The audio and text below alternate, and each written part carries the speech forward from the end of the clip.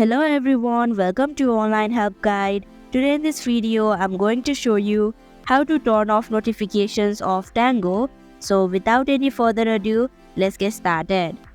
First of all, go to Settings application. Now scroll down your screen and click on Apps option. Go to Manage Apps. Here in the search bar, type in Tango. Now click on the notifications option. Here you'll just have to turn off the button of show notifications. So that is how you can turn off notifications of Tango application. Thank you for watching Online Help Guide.